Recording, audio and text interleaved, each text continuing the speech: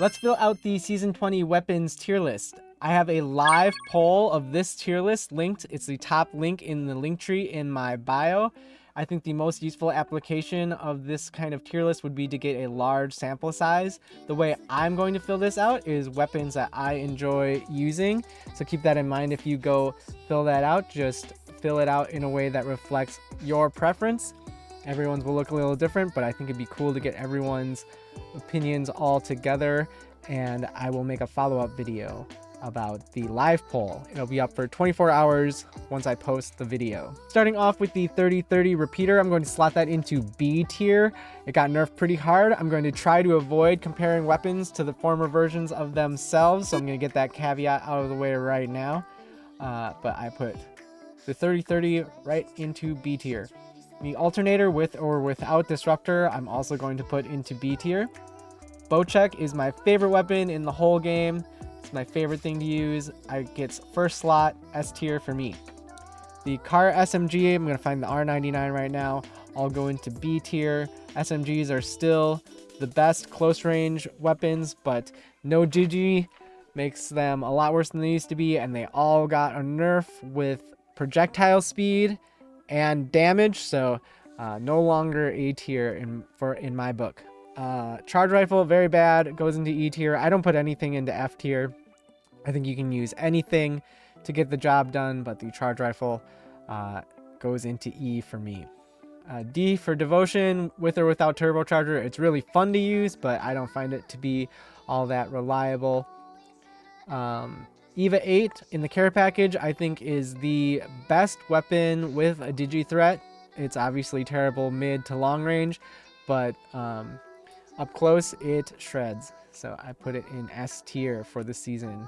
The flatline is going to be the first thing to go into A tier. I think it's versatile enough. It's not great long range, but it does have single fire mode and it hits really hard. I'm not great with it yet, but I practice with the flatline whenever possible. It's very fun to use. I think very versatile and it hits super hard.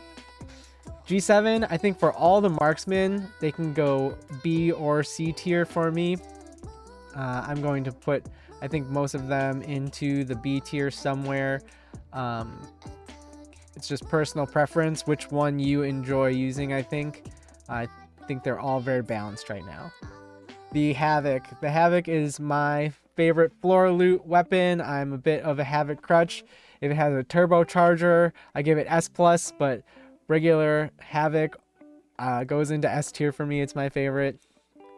The Hemlock, also a shell of its former self at this point. I'm going to put that into B tier. ARs are important, but amongst the ARs, I think the Hemlock got nerfed pretty hard and doesn't sit where it used to. Kraber is super fun to use. I'm not great with it, but that's part of Apex, part of games in general, is like self-improvement, so it's something that I get to practice at, and it pays off with fun, and it's the most damage you can do with one bullet, so that goes into S tier. The L-Star, I'm going to put into the C tier. No longer takes a barrel stabilizer. It's fun to use, but I don't find it as reliable as it was with the barrel stabilizer. For all the sniper rifles, I think if you're goated with sniper rifles and have fun using them, you can put them wherever you want. I put them all into C tier.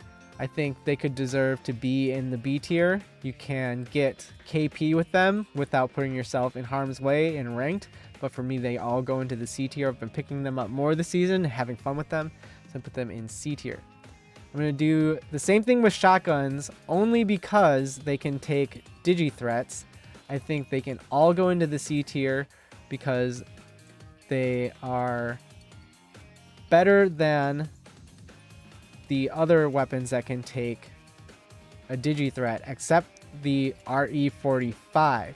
I think the RE45 is placed right in the middle of C tier because I would imagine it's the most versatile digital threat weapon now, since it has a little more range than the shotguns, but its damage is low. It can take hop-ups, though, which will improve its versatility as a secondary. P2020, obviously, not a powerful weapon, hard to use in any situation, really. I put it in E tier, lowest rank weapon, P2020. The Nemesis is going to go into A tier. I think it's a lot less consistent than the Flatline, but it has more range. I think they're pretty much neck and neck.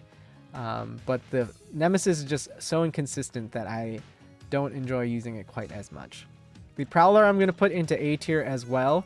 So all the SMGs got a nerf, but the Prowler was in the care package and got nerfed only to its previous base level. It didn't get the projectile speed nerf because it was already the lowest projectile speed of the SMGs, and all its other stats, including damage and fire rate, just went back to where it was before it went into the care package. So it sort of avoided the damage nerf that the other SMGs got. The 301 I'm going to put right at the top of B tier. I think the damage output is a little low for me, but it's really fun to use. So it goes right at the top of B tier. The Rampage here, I'm going to put down in the D tier with the Devotion. I think LMGs make you really slow moving, so that's what I don't like about them. It has the most damage per meg, and a Thermite can let you blow a door off with it. But not my favorite way to run around with LMGs. Except for with the Spitfire. I think the Spitfire is quite good. It is the most versatile, has a very big magazine as well. I've filled this out multiple times today, and there was other times I put the Spitfire into B tier, but I think C for Choppa looks fine to me. The triple take, I like the triple take a lot. I'm putting that right behind the 301 in the B tier. I think it's fun to use. Hitting for 21 doesn't feel that great, but it can kind of act as a shotgun up close and personal, and I just enjoy using it, so I put it in the B tier. The Volt I'm going to put right next to the Alternator in B tier. I'm going to put it right, let's see. I think I'm going to put it behind the Alternator because the Iron Sights gives a lot of visual, that's not visual clutter, but it just makes it hard to aim down the Iron Sight, where the Alternator is perfectly fine with Iron Sights. So that's the only difference, I think. From mid-range, they're about the same.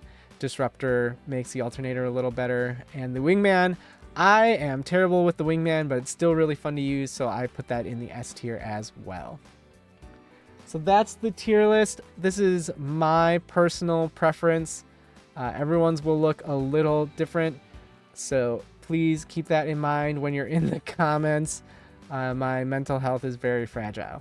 So fill out the link to the live poll in the bio, and I think I will make a follow-up video about that. If a bunch of people do that, I think that would be the coolest way to use a tier list, is to get a lot of people's input and see how things stack up with a big sample size. All right, thank you for watching. See you out there.